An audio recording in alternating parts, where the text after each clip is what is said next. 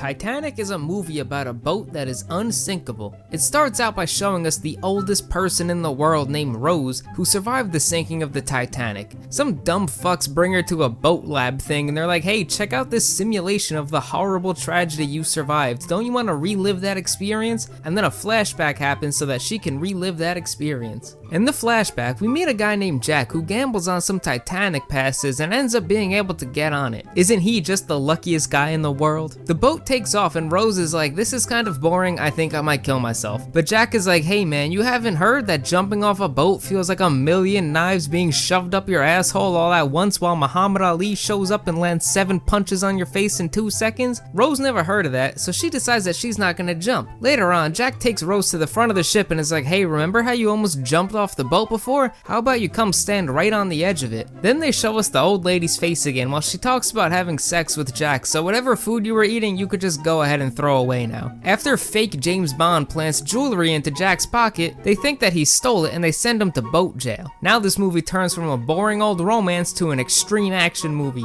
The captain's right hand man runs up and he's like, hey man, there's an iceberg like straight ahead of us, we should probably turn. But the captain is like, no, it's cool, but are you the captain? Don't tell me what to do. They hit the iceberg and Rose has to go find Jack because he's handcuffed to a pipe. She takes an axe and misses the 2 practice swings and Jack is like, you know what, I think you've trained enough to get me free. She closes her eyes and magically frees him with 1 swing without taking his head off. The boat is sinking and everyone is terrified, so they run to a priest for some guidance and he's like, we're all fucked guys, the end of days is here, so have fun. This one guy decides that he doesn't want to be on a sinking boat anymore, so he jumps off the boat and lands a perfect 900 on his way down. And you all thought Tony Hawk was the first one to do it? This happened in 1912, I think. The boat sinks for like 5 more hours and then it breaks in half and goes completely underwater. Rose climbs on a door and watches Jack die before taking a whistle off some dead guy's life jacket and calling for help. Everybody dies except for Rose, and we go back to the current time and they're like, yo Rose, that's cool and all, but Jack wasn't real. And she's like, well, he's real in my mind. So she clearly has something going on there.